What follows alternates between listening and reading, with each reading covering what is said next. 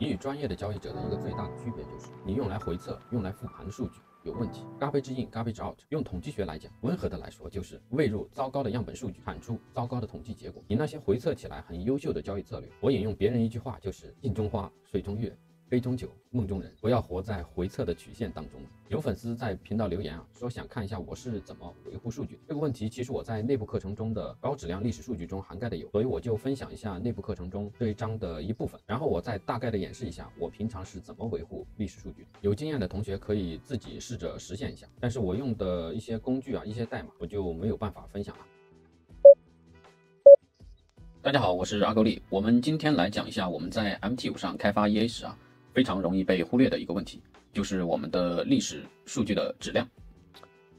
讲这个课题很枯燥，但是请相信我，这是拉开你和90%的交易者差距的一步。相比较其他的量化平台 ，MT5有一个好处是我们所选择的这些 broker 这些券商会帮我们提供免费的历史数据。这些历史数据是他们自己去维护的。但是平台提供给我们的数据也是有缺陷的。我这里举个例子我们打开 MT5的这个回测页面。我们选择 US500， 也就是标普指数，标普5001分钟级别。然后我们选择回测的时间是从2012年一直到今天一直到现在。注意这里我们只是看我们的这个平台的数据质量，所以我们随便选择了一个 EA， 这是系统自带的一个 EA。我们这里回测一下，点击开始。结束了，我们点击这个后台测试，我们看到这里，质量历史这里它有一个57%的数值，它就代表的我们整个的回测周期高质量的数据也就能达到个57%的这么一个标准吧。这肯定有很大的问题比如说这些红色的就是代表这些时期的数据它都是有问题的，它可能会是比如说是点差问题，或者说是它的这个时间周期的问题。这样的回测结果没有任何的参考意义我们要求的是我们的历史数据历史质量最起码你这个数值要保持在要是90%以上吧。我这里给大家演示一下，如果你的数据是很准确的，那么它应该是一个什么样的样子这里看一下我们自己维护的这个数据，回测一下。这次我们再看这个历史质量，这里就是98%了，就代表我们这个品种的历史数据质量是还不错的，98%嘛。那么为什么会是这个样子呢？包括我们究竟是要解决哪些问题？下面我就详细讲解一下首先，第一是券商提供给我们的历史数据不够长，有些久远的历史数据可能你的 broker它也没有，那么它就没有办法提供给你。它没有代表的是它平台没有维护那段时期的历史数据，它要是想获取的话，它当然可以获取到我们量化其中的一个优势就是回测快。与主观的交易者相比针对一个策略的绩效，我们使用代码可以很快的就知道这个策略在最近比如说10年的表现如何。既然有这么一个优势那么我们就要发挥它，有多少准确的数据我们就尽量测多少。量化它和这个统计学有非常多的这个相似性。我们举一个比较粗糙的一个例子假设我们现在要成立一个基金公司我们现在要招聘几个基金经理给我们操盘。假设我们现在有2位出色的这个候选人，学历什么的都差不多，但是其中一个人我们假设叫他老 A， 他2012年就开始入市操盘了，并且其中10年都能够保持正收益。另外一位我们叫他小 C 吧，他的职业生涯有5年，其中4年保持正收益。那么我们该选择哪一位作为我们的基金的操盘手呢？最起码就我个人而言我会选择这个老 A， 因为他在这个市场存活的够久，各种大风大浪他也都经历过，存活过来了。至于说小 C 如果在职的业绩确实也很亮眼，那么我也会选他，但是呢我会在他们俩之间做一个资金上的权重分配，守正出奇吧。所以说呢我们的历史数据一定要够长，但是大多数的这个券商不论好坏它的历史数据其实都是不够的，这是一个我们要解决的问题另一个问题就是说 broker 提供的这种历史数据它的这个质量参差不齐，最近的数据还好但是久远的数据上这个时间周期它的跨度就很大，它不正确。什么意思呢？我这里给大家举个例子我们打开 MT5， 点击这个交易品种这个图标，我们这里还是以标普500举例我们点击它，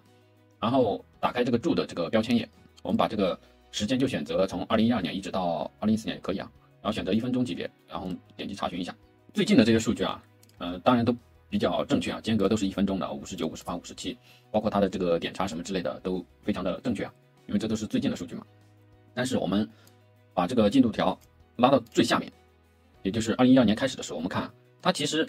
是没有2012年8月份之前的这些数据的，这是根据我这个券商，我这个平台而言啊，它没有2012年8月之前的这些历史数据，并且还有一个很大的问题是什么呢？就是大家看这里啊，这个价格高开低收价格还在8月6号凌晨呢，下一根就在8月7号凌晨了，这都8月8号8月，大家可以看啊，这很长一段时间都是这样的。这里的时间间隔就是1天了，而我们这里查询的是1分钟，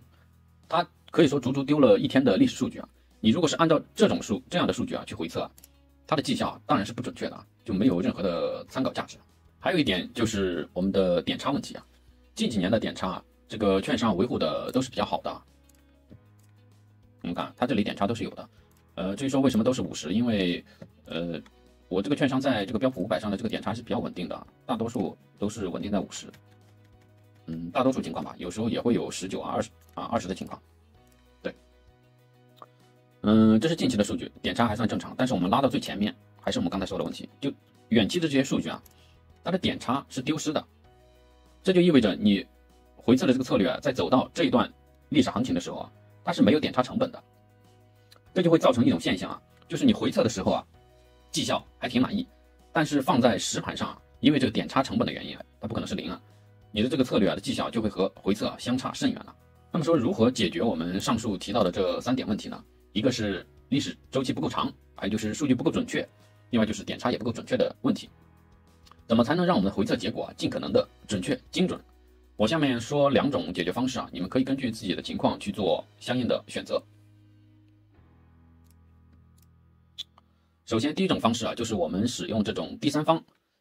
数据维护的软件，就是它用来帮我们维护这些所有交易品种的历史数据。比较常见的一个是 Take Story， 一个是 Take Data Suite 吧，这2种。然后我们打开他们的官网看一下啊，这个是 Take Story 的啊，这个是 Take Data Suite。这2种啊，他们使用的这个历史数据啊，都是从这个 Bukowski 的下载获取过来的，就是这个啊，他们数据都是从这里获取过来的。这2种呢，他们都有免费的版本，但是免费的版本啊，它是有一些限制的。我们看一下这些限制啊，大体看一下这个免费的与这些付费的差异的话，也没什么差异，可能最明显的就是这个下载速度啊，这个免费的它下载起来比较慢，并且免费的可能会有广告。然后针对于 MT4 的话，它有一个只能导出1年历史数据的一个限制啊，但是我们使用的是 MT5，针对于 MT5 它是没有这个限制的，至于其他的其实就没什么区别了啊，大差不差。免费的也就能够支持大部分人使用了。至于说下载速度啊，我觉得也不是什么大问题啊。你也就是一开始的时候，你就是从头开始的时候，你会下载的品种，包括时间周期啊，会比较长比较多。但是后面你下载的数据少了，我觉得它这个慢啊，也不会是太大的这个毛病。对，下面我们就给大家演示一下这个 Take Story 它具体是怎么使用的。下载，大家从这里下载啊，这里点击这个 Download， 它这里有个 Download 的这个button这个按钮，大家下载就可以了。下载之后就是这么一个软件，它这里提供外汇啊、商品啊、这个债券，包括指数、加密货币、股票这些，大部分就能够满足我们日常的一个需求了。我们这里还是以这个标普500举例啊，我们下载的话就是在这个上面点击右键导出到 MT5， 点击这个条块，因为我们下载使用这个1分钟级别的数据啊，就已经完全足够我们的开发了啊。只要你不是使用这种非常高频的剥头皮的交易策略，那么1分钟就足够了。我们这里选择通用条块格式，逗号分割，然后实现的话选择1分钟。这里的时区你们根据你们自己的券商、自己的 broker、自己的平台去选择。你们可以在官网上去进行查询一下，如果查不到的话，你可以问一下你们开户的那个经纪人啊，那个客服，你们问一下。我这里选择无。如果不知道的话，其实也无所谓，你下载一个无。没有时区的，然后导入到这个 MT5 之后，你去看呗。你把这个历史数据啊，跟你平台本身自带的这个历史数据进行一个对比，你看他们同一个时间周期、同一个时间点是不是同一个价格，就可以知道你们具体是哪一个时区的。我这里是举例，所以我就不选了。然后这个地方就是选择你们要下载到什么地方，然后点击接收就可以了。好，我这里就已经下载完了，我下载的很少啊，只下载了几天，因为我只是用它举个例子啊。数据很少，我们可以使用这个 Excel 直接打开预览一下。如果数据太多的话，就尽量不要使用这种方式啊，你的电脑可能会卡死啊。基本上里面就是一个时间然后高开低收的一个价格，还有一个 volume， 对，就这些内容。然后有了这个 CSV 的文件之后，我们再打开这个 MT5 软件，然后我们把这个先隐藏，我们还是点击这个交易品种列表这里，还是选择我们这个标普500，点击这里的创建自定义交易品种，然后我们把这个名字改一下，比如说我们改成一个 test， 其余的不用变啊，其余的这些规格就是使用我们原本的这个 US500的就可以了啊，不要去对它进行更改了，确认。然后还是选择我们刚才创建的这个交易品种，我们点击注下面这里有个导入注形图，我们点开，点击浏览，